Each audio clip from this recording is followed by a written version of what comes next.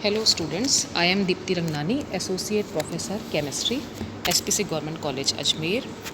Today we will deal with photochemistry, and in this series today we will continue factors affecting quantum yield, quantum दक्षता को प्रभावित करने वाले कारक।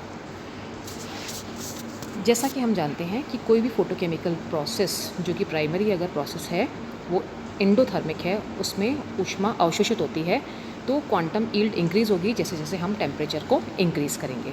Second, कि मॉलिक्यूल जो भी एनर्जी एब्जॉर्ब करता है वो वेवलेंथ के इनवर्सली प्रोपोर्शनल होती है, क्योंकि E=hc/λ होता है। तो क्वांटम यील्ड बढ़ेगी अगर वेवलेंथ कम होगी, और क्वांटम यील्ड घटेगी अगर वेवलेंथ बढ़ेगी। तीसरा, किसी भी फोटोकेमिकल रिएक्शन की जो स्पीड होती है वो प्रोपोर्शनल होती है इंटेंसिटी ऑफ लाइट की। तो जैसे जैसे इंटेंसिटी ऑफ लाइट बढ़ेगी तो क्वांटम यील्ड बढ़ेगी, इंटेंसिटी ऑफ लाइट कम होगी तो क्वांटम यील्ड कम होगी। अब हम पढ़ेंगे लो क्वांटम यील्ड के कारण। लो क्वांटम यील्ड, क्वांटम दक्षता अगर कम आ रही है तो उसके क्या क्या कारण है।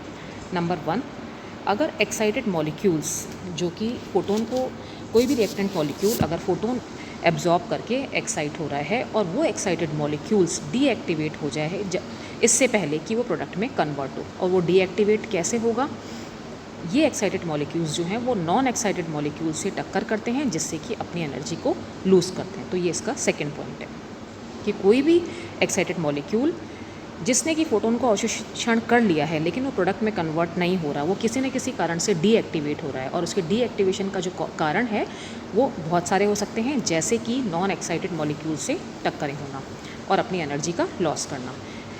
तीसरा, अगर प्राइमरी फोटोकेमिकल रिएक्शन जो हो रही है वो रिवर्स हो जाए, जैसे किसी रिएक्टेंट ने एक फोटोन को एब्जॉर्ब किया, एक्साइटेड स्टेट में गया, वापस से वो रिएक्शन रिवर्स हो जाती है, तो वो एक्साइटेड मॉलिक्यूल अपनी एनर्जी को लूज़ कर देता है। चौथा, जैसे कि फर्स्ट केमिकल रिएक्शन है जिसमें कि AB कन्वर्ट होता है A+B में, मतलब वो डिसोसिएट हो जाता है A+B में फोटोन को अवशोषित करने के बाद। लेकिन अगर ये डिसोसिएटेड मॉलिक्यूल दोबारा एसोसिएट होकर के ओरिजिनल मॉलिक्यूल बनाते हैं तो ऐसी स्थिति में भी क्वांटम यील्ड कम होती है। तो इस तरह से किसी भी फोटोकेमिकल रिएक्शन की जो क्वांटम यील्ड है जो कि 1 होनी चाहिए वो 1 से कम प्राप्त होती है। अब हम पढ़ेंगे क्वांटम यील्ड के हाई होने के कारण, reasons for high quantum yield. इसमें जस्ट पहले वाली प्रोसेस का उल्टा होगा कि अगर प्राइमरी प्रोसेस जिसमें कि कोई भी मॉलिक्यूल फोटोन को अवशोषित करके हायर एनर्जी स्टेट में जाता है और अपना प्रोडक्ट बनाने के साथ साथ वो अपनी एनर्जी सेकंड और थर्ड और सो ऑन आदि मॉलिक्यूल्स को ट्रांसफ़र कर देता है, मतलब उन मॉलिक्यूल्स को फोटोन का अवशोषण करने की ज़रूरत नहीं है, उनको पहले वाले मॉलिक्यूल से एनर्जी मिल जाती है जिससे कि चेन रिएक्शन से स्टार्ट होती है, मतलब एक फोटोन को एब्जॉर्ब करने से कई सारी रिएक्शन स्टार्ट हो जाती हैं। तो इस कंडीशन में फाई की वैल्यू 1 से कहीं ज़्यादा हो जाती है। दूसरा, due to formation of intermediate product which act as a catalyst. अगर किसी भी रिएक्शन में कोई इंटरमीडिएट प्रोडक्ट ऐसा बनता है जो कि आगे वाली रिएक्शंस के लिए कैटलिस्ट का काम करे, मतलब आगे वाले जो रिएक्टेंट हैं वो बिना फोटोन के रिएक्शन देते जाएं, प्रोडक्ट बनाते जाएं, तो इस स्थिति में भी फाई की वैल्यू 1 से ज़्यादा प्राप्त होती है। तीसरा, अगर कोई रिएक्शन ऐसी हो रही है प्राइमरी रिएक्शन जिसमें एक मॉलिक्यूल ने फोटोन अवशोषित कर लिया, प्रोडक्ट में कन्वर्ट हो गया, एक्सोथर्मिक रिएक्शन है, एनर्जी निकली, उस एनर्जी ने आगे सारे मॉलिक्यूल्स को एक्टिवेट कर दिया बिना फोटोन को अवशोषित किए, तो इस तरह की जो रिएक्शंस होती हैं ये भी हाई क्वांटम यील्ड का कारण बनती है, और इनका एग्जाम्पल है reaction between hydrogens and halogen. अब हम फोटोकेमिकल रिएक्शन में जो अलग अलग प्रोसेस होते हैं उन प्रोसेस को व्यक्त करने के लिए एक डायग्राम होता है जिसे कि हम जेब्लॉन्स्की डायग्राम कहते हैं, उसका अध्ययन करेंगे। क्योंकि जो फोटोकेमिकल रिएक्शंस होती हैं वो नॉर्मल रिएक्शंस की तरह उनकी आसान क्रियाविधि नहीं होती हैं, वो कॉम्प्लिकेटेड रिएक्शंस होती हैं, और उन कॉम्प्लिकेटेड रिएक्शंस को एक ऐसा चित्र जिसके द्वारा हम प्रदर्शित करते हैं उसे हम कहते हैं जेब्लॉन्स्की डायग्राम। जेब्लॉन्स्की डायग्राम को ड्रॉ करने से पहले हम जेब्लॉन्स्की डायग्राम के अंदर काम में आने वाली अलग अलग टर्म्स को पढ़ेंगे, जिसमें कि फर्स्ट टर्म है टोटल स्पिन। टोटल स्पिन क्या होती है, सेकंड टर्म स्पिन स्टेट क्या होती है, थर्ड है रेडिएटिव ट्रांजिशन क्या होते हैं, और फोर्थ है नॉन रेडिएटिव ट्रांजिशंस क्या होते हैं। सबसे पहले हम पढ़ेंगे टोटल स्पिन क्या होती है। इसके लिए हम एक मॉलिक्यूल ले रहे हैं, उस मॉलिक्यूल में अगर 2 इलेक्ट्रॉन हैं तो दोनों इलेक्ट्रॉन की जो स्पिन होगी वो अपोजिट स्पिन होगी। ये मॉलिक्यूल अगर ग्राउंड स्टेट में है तो उसको हम S0 से प्रदर्शित करेंगे। इसको S0 में क्यों प्रदर्शित कर रहे हैं इसका कारण भी हम पढ़ेंगे। अगर इस मॉलिक्यूल को फोटोकेमिकल रिएक्शन करनी है तो ये एक फोटोन को एब्जॉर्ब करेगा। एक फोटोन को एब्जॉर्ब करते ही नीचे वाला ये जो इलेक्ट्रॉन है इसमें से एक इलेक्ट्रॉन हायर एनर्जी स्टेट में जाएगा। हायर एनर्जी स्टेट में जाते समय ये इलेक्ट्रॉन जो है अपनी ओरिजिनल स्पिन में भी जा सकता है, और दूसरा ऐसा भी हो सकता है कि जो इलेक्ट्रॉन है वो अपने स्पिन स्टेट को बदल करके जा रहा है। तो अब हम यहाँ पर टोटल स्पिन निकालेंगे। टोटल स्पिन यहाँ पर अगर हम टोटल स्पिन निकालें तो उस टोटल स्पिन को हम दोनों की स्पिन देखेंगे।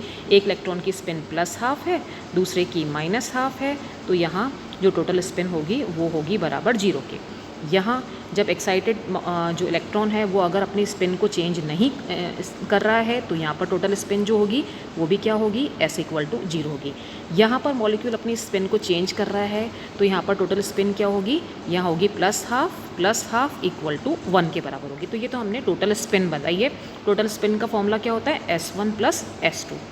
अब हम क्या करेंगे कि अब हम स्पिन स्टेट निकालेंगे। अब स्पिन स्टेट क्या होती है, स्पिन स्टेट का फॉर्मूला होता है 2s + 1, जहाँ पर s जो है वो टोटल स्पिन को डिनोट करता है। अगर टोटल स्पिन 0 है तो स्पिन स्टेट क्या होगी, 1 होगी, और अगर टोटल स्पिन 1 है तो स्पिन स्टेट क्या होगी, 3 होगी। अगर टोटल स्पिन 1 है, स्पिन स्टेट 1 है तो उसे हम कहते हैं सिंगलेट स्टेट, और अगर टोटल स्पिन 3 है तो उसे हम कहते हैं ट्रिपलेट स्टेट। ठीक है, तो जो अभी हमने पढ़ा, जो ग्राउंड स्टेट होती है वो हमेशा सिंगलेट होती है, उसको हम S से रिप्रेजेंट करते हैं, S0 लिख सकते हैं। जो एक्साइटेड स्टेट होती है जिसमें कि अगर स्पिन स्टेट 1 है तो उसे हम सिंगलेट S1 से रिप्रेजेंट करेंगे। अगर एक्साइटेड स्टेट में स्पिन अगर 3 है तो उसे हम ट्रिपलेट स्टेट से रिप्रेजेंट करेंगे। तो इस तरह से अभी तक हमने क्या पढ़ा, टोटल स्पिन क्या होती है और स्पिन स्टेट क्या होती है। अब इन सब को पढ़ने के बाद हम पढ़ेंगे कि रेडिएटिव ट्रांजिशन क्या होते हैं और नॉन रेडिएटिव ट्रांजिशंस क्या होते हैं। सबसे पहले हम पढ़ेंगे नॉन रेडिएटिव ट्रांजिशंस क्या होते हैं। नॉन रेडिएटिव ट्रांजिशंस को हिंदी में कहते हैं विकिरण रहित संक्रमण।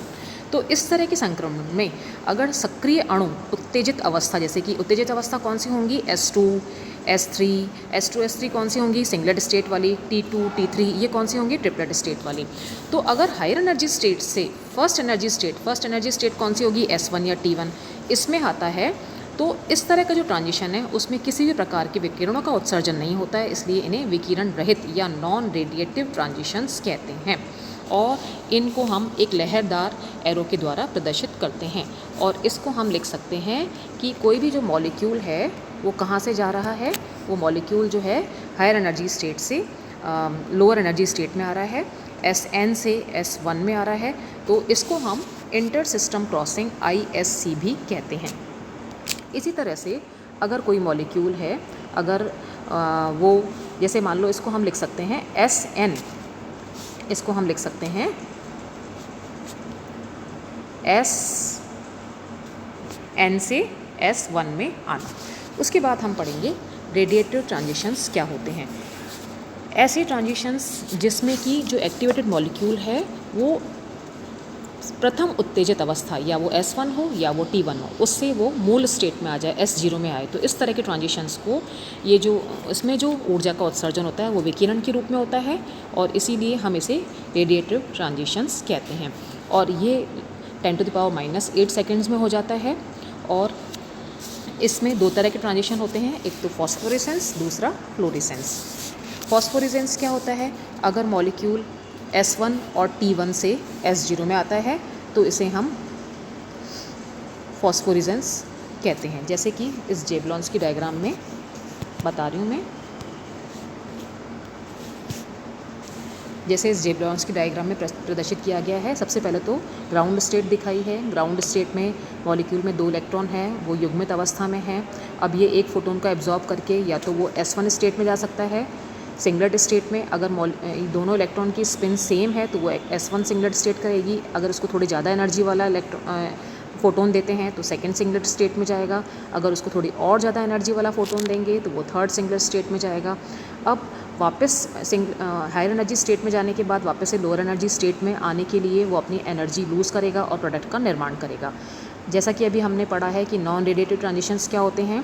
कोई मॉलिक्यूल अगर हायर एनर्जी स्टेट से लोअर में आता है लेकिन जीरो में नहीं आएगा, S3 से S2 में आ रहा है, इसे हम इंटरनल कन्वर्जन कहते हैं। S2 से S1 में आ रहा है, इसको भी हम इंटरनल कन्वर्जन कहते हैं। और अगर मॉलिक्यूल S2 से T2 में आ रहा है तो इसे, क्योंकि ये मल्टीप्लिसिटी चेंज हो रही है, S2 से T2 हो रही है, तो इसे हम इंटर सिस्टम क्रॉसिंग कहेंगे। S1 से T1 आ रहा है तो इसे भी हम इंटर सिस्टम क्रॉसिंग कहते हैं। अगर कोई मॉलिक्यूल S1 से डायरेक्ट S0 में आ रहा है तो इसे हम कौन सा ट्रांजिशन कहेंगे, इसे हम रेडिएटिव ट्रांजिशन कहेंगे और इसको हम फ्लोरेसेंस कहते हैं। और अगर कोई मॉलिक्यूल S1 से पहले T1 में जाता है इंटर सिस्टम क्रॉसिंग के द्वारा, T1 से फिर S0 में आ रहा है, तो इस ट्रांजिशन को भी हम रेडिएटिव ट्रांजिशन कहते हैं, लेकिन इसका नाम है फॉस्फोरेसेंस। तो नॉन रेडिएटिव ट्रांजिशंस कौन कौन से होते हैं, जिसमें जो एनर्जी जो है रेडिएशंस के रूप में नहीं निकल रही है बल्कि ऊष्मा के रूप में निकल रही है। और वो ट्रांजिशन कौन से हैं, इस जैसे कि इंटरनल कन्वर्जन और इंटर सिस्टम क्रॉसिंग। और इसको किससे रिप्रेजेंट करते हैं, लहरदार एरो से व्यक्त करते हैं, जैसे कि चित्र में दिखाया गया है। और रेडिएटिव ट्रांजिशन कौन से हैं, जिसमें मॉलिक्यूल हायर एनर्जी स्टेट से लोअर एनर्जी स्टेट में आ रहा है, जो अपनी ऊर्जा को विकिरणों के रूप में जो है निकालता है। और ये दो तरह के होते हैं, एक तो फ्लोरेसेंस और दूसरा फॉस्फोरेसेंस। अगर कोई मॉलिक्यूल S1 से डायरेक्ट S0 में आ रहा है तो उसे हम फ्लोरेसेंस कहते हैं। और अगर कोई मॉलिक्यूल S1 से पहले T1 में जा रहा है फिर S0 में आता है तो उसे हम फॉस्फोरेसेंस कहते हैं। तो इस तरह से आज हमने उच्च क्वांटम दक्षता के कारण पढ़े हैं, अल्प क्वांटम दक्षता के कारण पढ़े हैं, क्वांटम दक्षता को प्रभावित करने वाले कारक पढ़े हैं, जेवलॉन्स डायग्राम पढ़ा है और जेवलॉन्स्की डायग्राम में आने वाली विभिन्न टर्म्स का अध्ययन किया है। तो अगले जो फोटोकेमिस्ट्री का लेक्चर है उसमें हम फोटोसेंसिटाइज रिएक्शन की स्टडी करेंगे। Thank you.